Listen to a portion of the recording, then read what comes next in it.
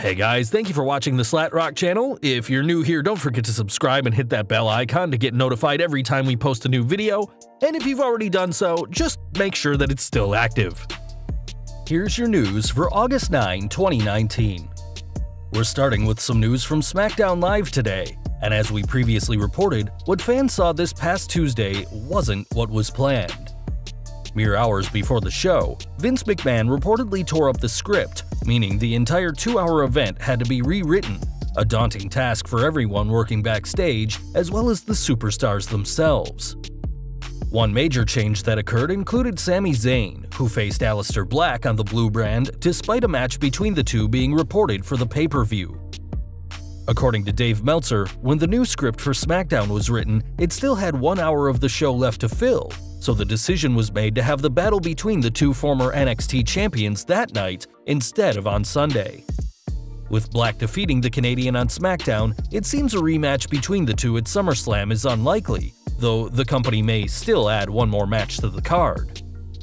Though there are already 10 matches listed, Dave Meltzer has said that there are 11 matches listed for the show internally, and according to him, this 11th match will be between Cedric Alexander and Drew McIntyre. If true, this would mean that Roman Reigns will be missing the biggest party of the summer, though it seems that the big dog may have a match after all against Buddy Murphy. After a brief interaction on this week's show where the Australian revealed it was Rowan behind the attacks on the big dog, there seems to be beef between Reigns and Murphy. On Twitter, the former Cruiserweight champion said he doesn't care who attacked Reigns, but said that he has no problem stepping in the ring with him, though whether that match will happen this Sunday at the biggest party of the summer remains to be seen. Though Reigns currently isn't scheduled to compete at SummerSlam, one superstar who is Goldberg, as the former Universal Champion hopes to regain some credibility after his last performance. Meeting The Undertaker at Super Showdown in June, the two legends couldn't help but show their age, and though Goldberg concussed himself mere minutes into the match, he certainly got his money's worth. According to the Wrestling Observer newsletter, the deal for the match in Jeddah against the Phenom was well into 7 figures for the match. Though the exact amount that Goldberg earned is unclear, it will have been at least $1 million for just one match, which is more than he was paid for his first contract in WWE in 2003. While it's not as much as the $3 million he was paid by WCW, that contract required a year of matches from the Hall of Famer instead of just one match. Knowing that Goldberg made over $1 million in one night really puts into perspective how much money the Saudi deal has made WWE, but also shows just how willing the company is for the very top stars to return and perform. With that in mind, we can only imagine both Shawn Michaels and The Undertaker were paid similarly high amounts when they competed in the Kingdom of Saudi Arabia.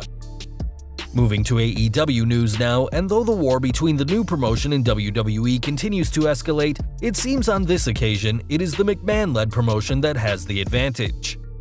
Last month, the new company revealed that their weekly show will air on TNT on Wednesdays, starting from October 2nd, which will put AEW in direct competition with NXT on the WWE network. This fact hasn't been lost on fans or those in the company, as when Triple H was asked about the developmental brand moving following the SmackDown relaunch on Fox later this year, the game was quick to set the record straight. "It's been on our network on a Wednesday time slot now forever, and when other people announce a Wednesday, you don't hear about counter-programming, you just hear the announcement."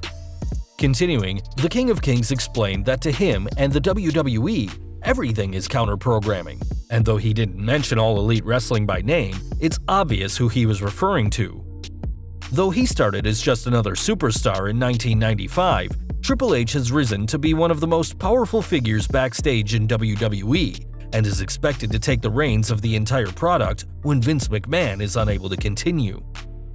When asked about the prospect of taking control from his father-in-law, the game joked that McMahon will probably outlive all of them, though given that the boss's mother is in her 90s and still kicking, and his son Shane is able to make death-defying leaps at age 49, it's clear good genes run in the McMahon family. Though he said Vince will probably outlive them all, Helmsley admitted that Vince is always looking out for someone to take his place, a similar attitude held by the game with NXT. He said, "You're constantly looking for people that can step up and take things off your plate, so you can advance to something different as well.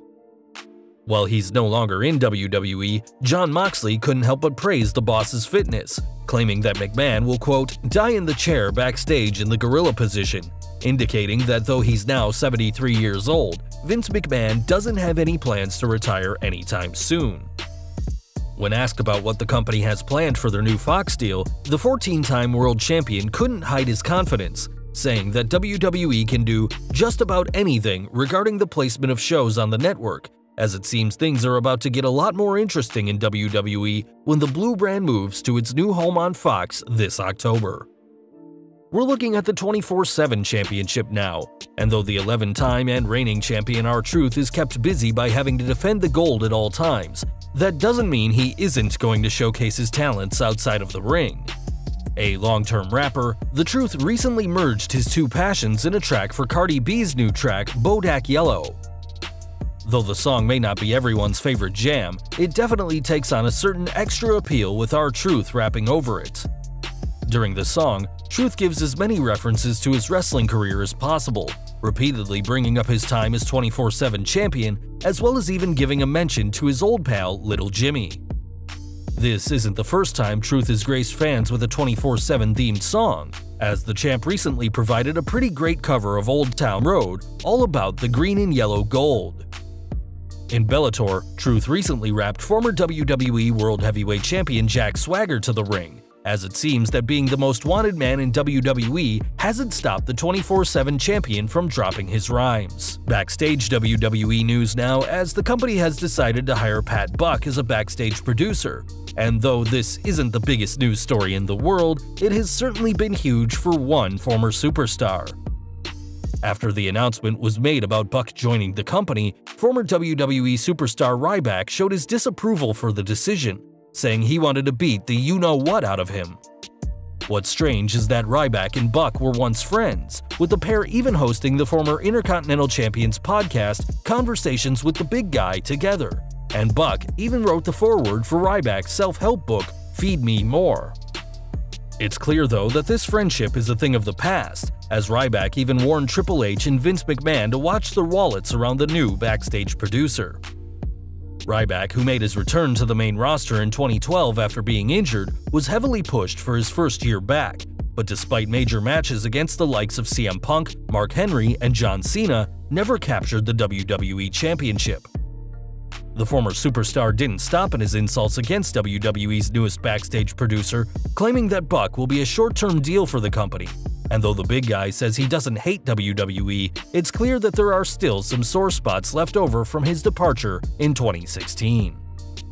And finally today we're ending with some news from SummerSlam, as WWE Hall of Famer Trish Stratus has confirmed that the pay-per-view will host her last ever match. In a tweet, the 7-time women's champion confirmed that regardless of the outcome, her contest against Charlotte Flair will be her final match, so it's fitting that the pay-per-view will take place in Stratus's hometown of Toronto, Ontario, Canada. Though the story between Flair and Stratus has been rushed, it has made sense, as Flair is the only woman to have more title reigns than Stratus, and is hoping to cement her legacy as the greatest female wrestler of all time. Defeating the Hall of Famer in her very last match would definitely help Flair's quest, and the story has played off several real-life attitudes by fans, including those who believe Flair only had the career she's had because of her last name. Regardless of whether Stratus wins this Sunday, Trish has had arguably the greatest career on any woman in wrestling, and it seems fans should prepare for one final epic performance by the former women's champion this Sunday in Toronto at SummerSlam. And finally, we wrap up today with Stone Cold Steve Austin news. While doing an interview with The Wrap to promote his new television show, Straight Up Steve Austin, that will premiere next Monday night right after Raw on the USA Network, the WWE Hall of Famer talked about Kevin Owens. Austin was asked to grade Owens' use of the stunner. Obviously, the pro wrestling legend is famously known for using it as his finisher during his career with WWE. Now, with WWE pushing Owens in a similar spot as Austin in his program with Shane McMahon, the former Universal Champion has switched to the stunner from the pop-up powerbomb. I would give it a B+. I'm a huge KO fan, but I've seen a couple of the deliveries that have been a little off. Austin continued, "He's timing it up and he's coming up. He's got a little bit of different finesse to it than I did. but I soon think he'll achieve A to A+ status if practice makes perfect, and they gotta let him turn that thing loose. I enjoy watching him use it, and I'm glad someone is using it, and I'm glad it's him. Well guys, that's our news for today. Let us know your thoughts down in the comments below.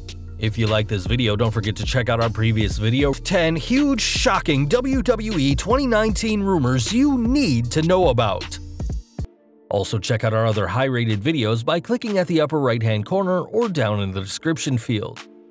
Don't forget to hit that like button, hit that subscribe button, and the bell icon so you don't miss a single new video. You can follow us on Facebook and Twitter, and as always, thank you for watching.